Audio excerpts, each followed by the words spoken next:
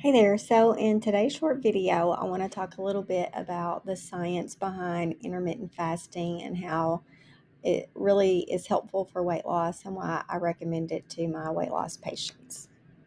I am Michelle Clay. I'm a family nurse practitioner and I help patients lose weight and optimize their health and well being.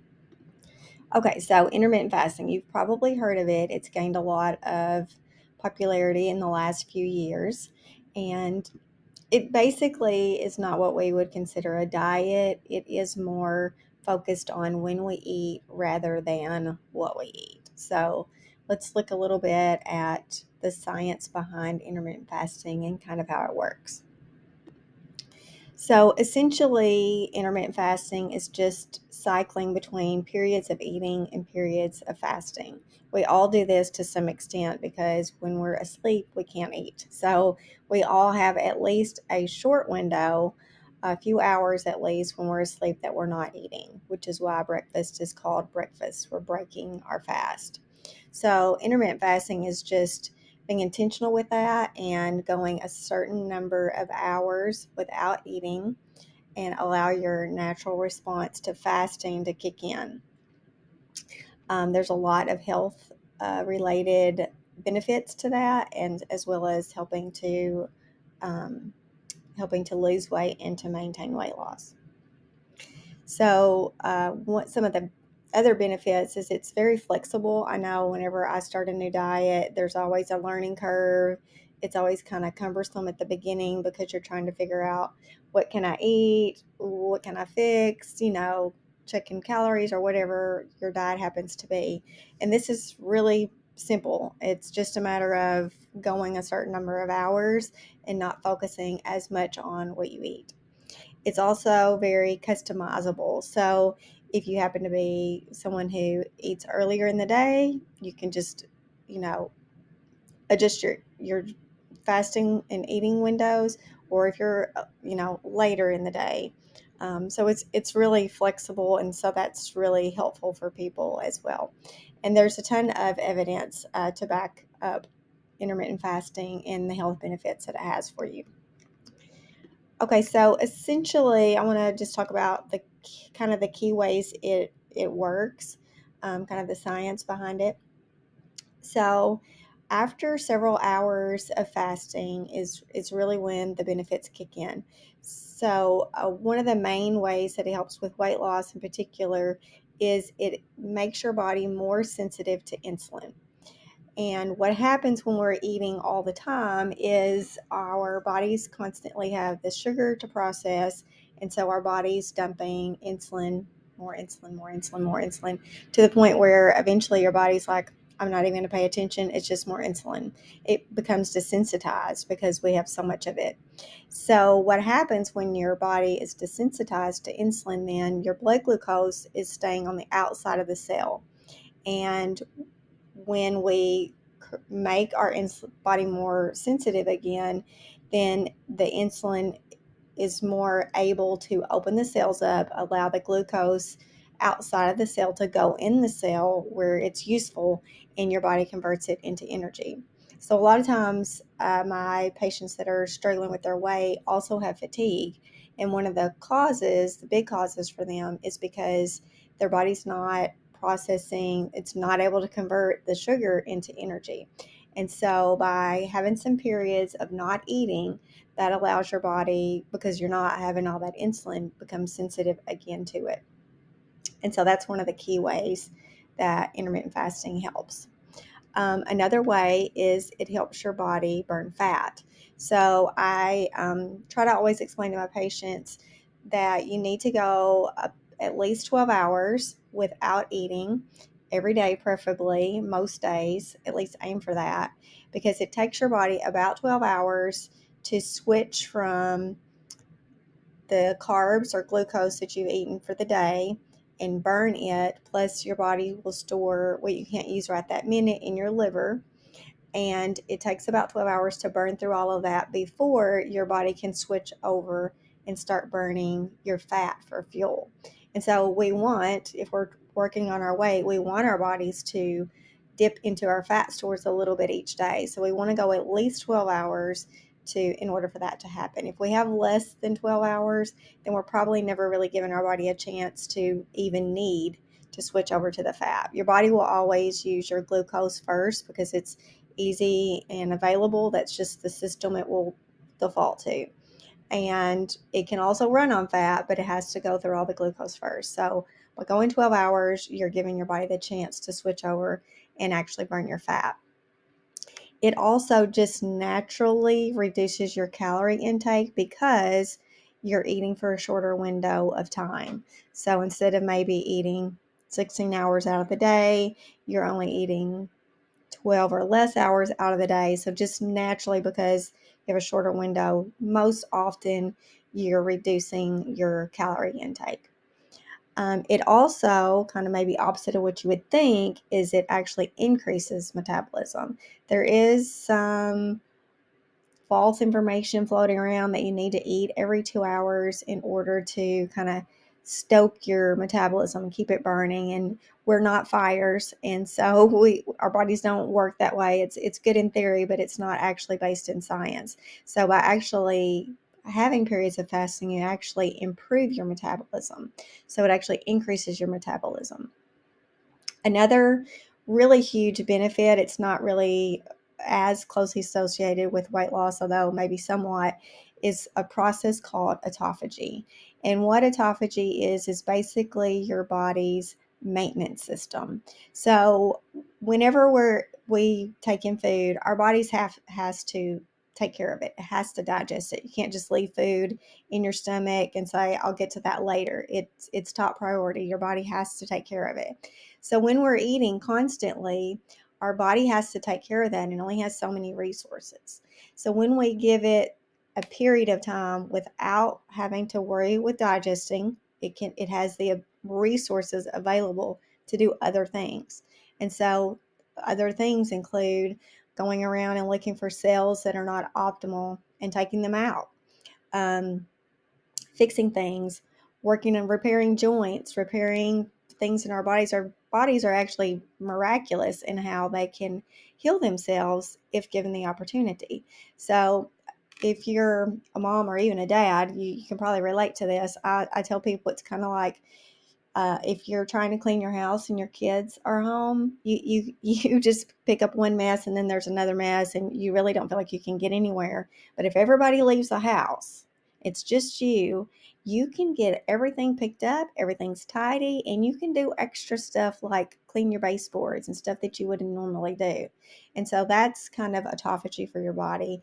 And by doing extended periods of fasting, you're allowing your body the resources to do that. So a lot of times people do intermittent fasting, they look younger, skin tags disappear, their joints feel better, lots better mental clarity, and it's because of autophagy. Also, intermittent fasting helps regulate your hunger hormones, and you actually get better at feeling full. A lot of times when we just eat, I know especially when I first started doing intermittent fasting myself, I'd be like, oh, now I really realize what feeling hungry is. Whereas before, I may have thought, oh, I'm hungry. When you really go an extended time, you're like, oh, no, now that's really hunger. And so there, you really learn, you become much more intuitive on how to listen to your body and know actually when you're hungry.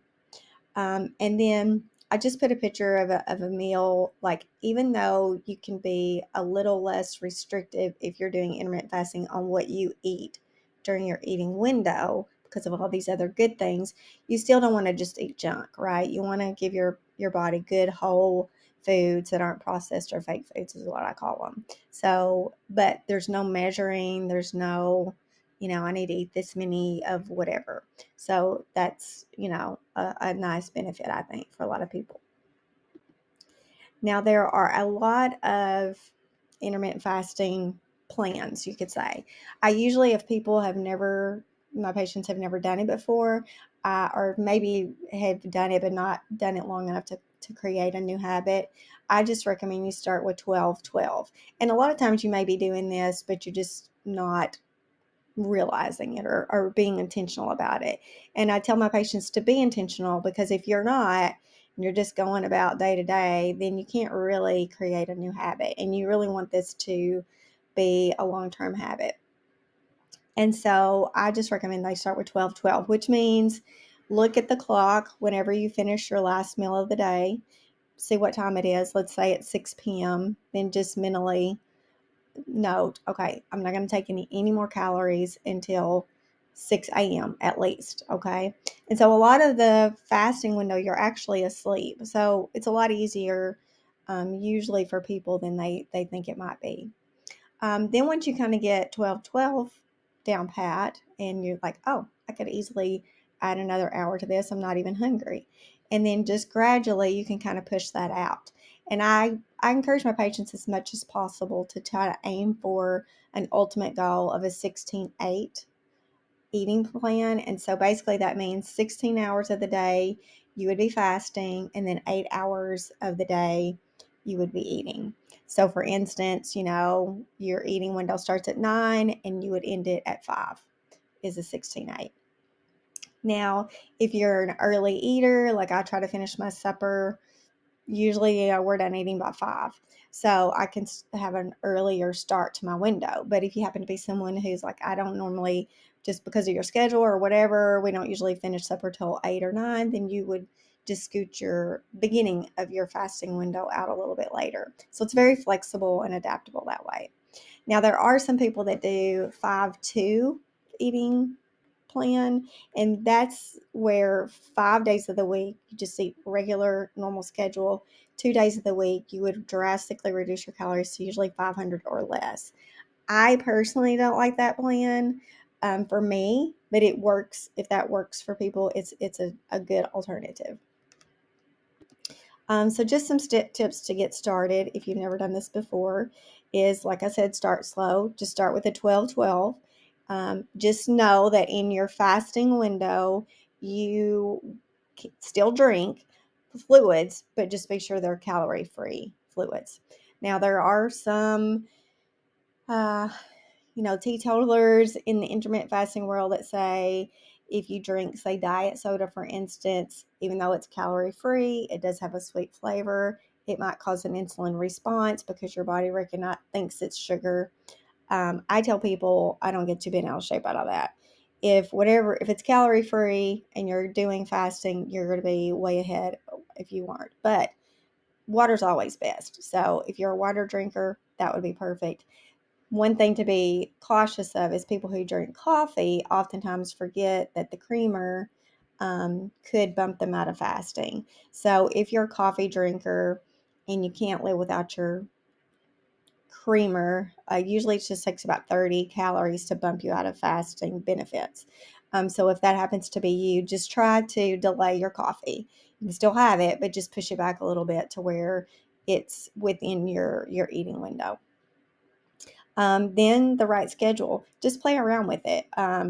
You can change it from day to day. So just start it, play around with it, see what works for you, and you can even change it day to day through the week. So for instance, let's say on Friday night you're going to go out and you're going to eat later than you normally would. So for that day you just think, okay, I'm going to start my eating window a little bit later today because I know I'm going to finish later today. So, even from day to day.